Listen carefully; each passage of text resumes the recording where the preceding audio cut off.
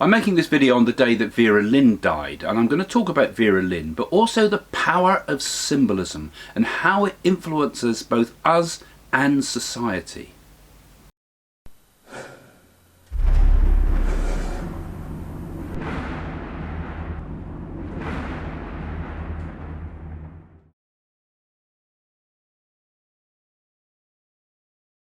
So today's the 18th of June and the news has broken that Vera Lynn has died, which is, I think, very sad. Everybody feels a certain sadness from this, even though she wasn't strictly my generation. She was my mother's generation at the time of the Second World War. And Vera Lynn was born in the war, actually. She was born in 1917 on the 20th of March. So she was born when, right in the middle of the First World War. And she's a sign of Pisces. Her sun is in Pisces, and she's the moon in Aquarius. And she's a woman that would have been... Pisces is also the symbol of the age we're moving out of, Pisces into Aquarius. So all these great events that have been happening in the world have been very much the transition between one age and the next. Astrologers say, and so do psychic people like me and Nostradamus and those sort of people.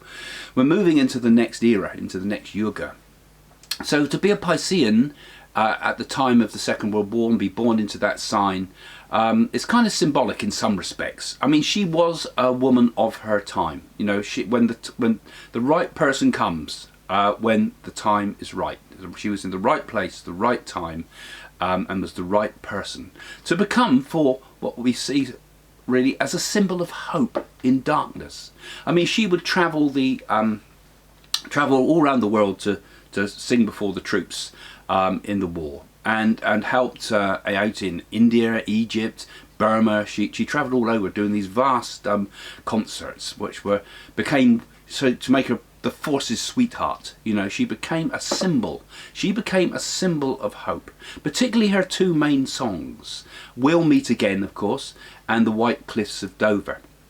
And what struck me so much is that her symbolism seemed to outlast the war. She did do some television shows afterwards and actually became quite a rich woman. I believe she was worth something like $20 million. It said on one website that's what her net worth was. But she became a symbol not just through the Second World War, but also a symbol recently, because on our street, when we were all clapping the NHS, we were singing Vera Lynn's We'll Meet Again, because this is like, when you listen to the words of it, it's like us, most people only know the first few words, don't we? But the words of We'll Meet Again, don't know where, don't know when. It's sort of like the idea that, we will triumph over these things, even if we don't know how we can get through it. We can't see a way through it, but somehow we'll get through. And we'll meet again. So it was like a symbol of somebody coming back from the war. We'll meet you again. But the implications, don't know where, don't know when, could almost be like we'd meet again in the spirit world, didn't it? It's also a little bit like a symbol of the next life too. So it becomes, these type of words and these type of person fires up in us what Carl Jung would have called an archetype, a figurehead, a symbol. She was one of the greatest symbols of the Second World War, and so endearing that it even projected into our age, and people singing her songs right up close to the time of her death. Incredible, really, that the power of that it extended right through the whole period of the coronavirus. She represents hope in impossible times. And I say we need more symbols like that, more positive symbols, because if we have that, then I think it gives people a driving force towards being better people, of getting through difficult times, something that you can rally round. I mean, the idea of the great female symbol has been used a lot through advertising and through Hollywood. We corrupt and use those symbols, It works both in the world, as a symbol that we follow, but also in an individual. So Carl Jung talked about 7 basic female archetypes that influence the person's psychology. I won't go into the details of those, but they were basically the mother image, the maiden image, the queen, the image of the Huntress, the wise woman, and the mystic, and finally the lover. All of these were kind of archetypal symbols that dominate what we call our unconscious mind. The unconscious kind of, according to Jung anyway, looms over the conscious mind and kind of influences. And in a woman's life, they modelled themselves on one or two of those archetypes, like a palette of colours that we be the archetypal mother, or the archetypal lover, or the archetypal wise woman, and so forth, you know.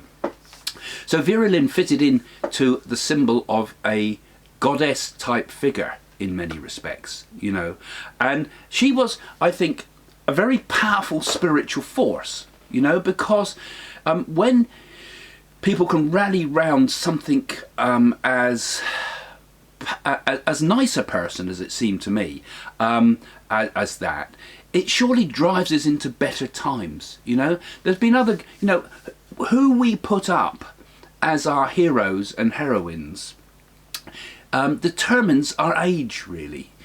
And modern television and social media put up what I consider to be really negative sort of models for behaviour. You know, we always seem to model ourselves around the maverick.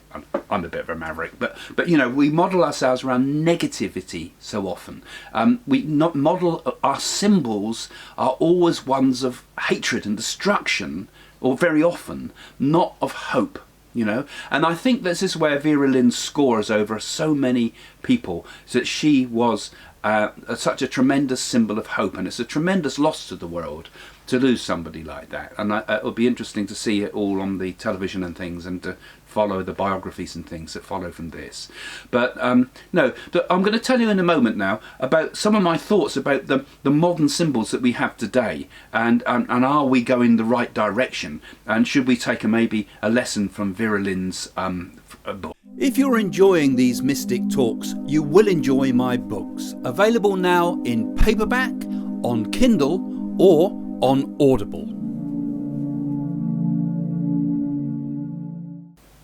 So Vera Lyn was, of course, one of the great celebrated archetypal, I suppose, like I've said, images, a great celebrated female figure that inspired both male and female. It reached across generations, as I say, and became a very, very powerful symbol of hope in difficult times. And there's been many other great female figures. In recent times, Mother Teresa became a symbol of a female power. So did Princess Diana. And further back we can go to people like Joan of Arc and other great women that have been the symbolic powers of the female archetype. And they're usually pretty positive images. And we also have other great male images recently that have been coming to the fore, particularly with all the protests about black people's rights and the problems with the police and so forth. Luther King, Mandela, Gandhi, all these are symbols of great people of great vision and hope, who brought into the world another vision of non-violent hope and a way forward. But then when we have an uprising of human consciousness of some sort, then the unconscious bubbles up into the real world. Often it can turn nasty. And one of the first things it does is it turns to symbolism again. It's like unconsciously we turn to symbolism. And we want to destroy the symbols of the old. We want to destroy everything that represents the negative, rather than follow our positive symbols. You know, the non-violent people will follow the examples of Martin Luther King, for example, and follow the examples of Mandela and be inspired by that, which the vast majority of people do. But often we want to destroy. We want to turn this energy into anger. And this period of time we've been in at the moment with the coronavirus has brought with it a huge pent-up feeling of anger at all things because of the frustrations that are there. It wouldn't surprise me that there's going to be other protests about different issues with the same ferocity as what we've seen in the recent fights for black recognition of equality. So, you know, so these symbols also we look to destroy. So we equally turn to something that seems to be a symbol of oppression and even have turned against the cenotaph and turned against Churchill and so forth, and burning flags and all the rest of it, as if we're destroying something as well. So it shows how the power of symbolism drives us on an unconscious level. For good or bad, this is how mass consciousness works, and in particular crowd consciousness works. When you get a group of people as a crowd, and Hitler understood this, that you can control that crowd by bombarding it with symbolism. You know, he used symbolism in an incredible way, better than any advertising agency has ever done, to influence us into our buying routines and so forth, you know. So he who understands the symbols of the world actually really does control the world. And because a crowd will get its own personality, as it were. It's like a collective consciousness, like a beehive has, a swarm of bees. They kind of have a will of their own, and yet they're all individual parts. And often it's an attack upon a symbol that can help to dissipate all that energy and anger. So these things happen, good or bad. This is the way it works. But what I think we're missing in this world at the moment is positive symbols that we can follow. Because our symbolism is being dictated so often by the media. And the media is projecting symbols to us, knowing these things about how the unconscious mind works, but uses symbolism to direct us into political decisions, or direct us into particularly marketing decisions.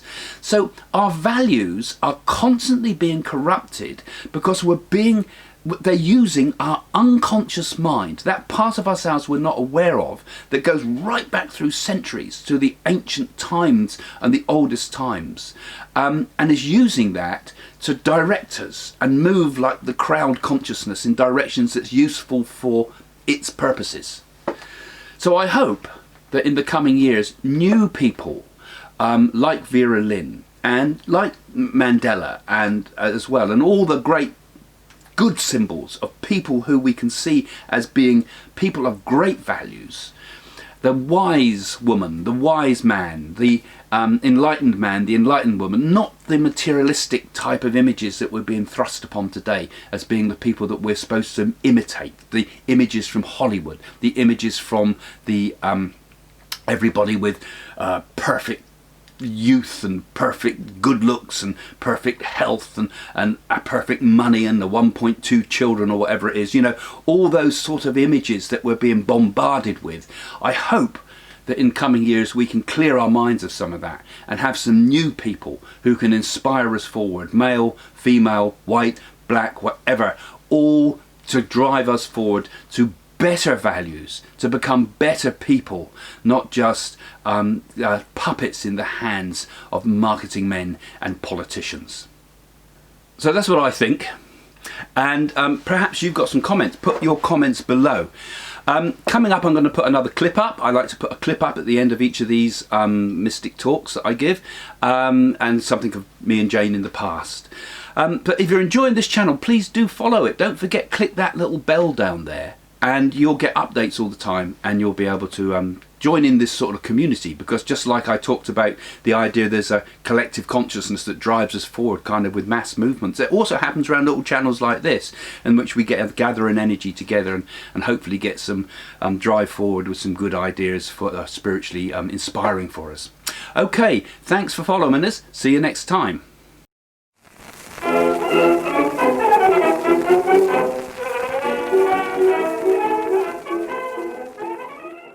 Just going back 3 rows here to the ladies that are connected there. There's a lady in the blue and the lady next to you. Would you understand an Albert in the spirit, please? I will.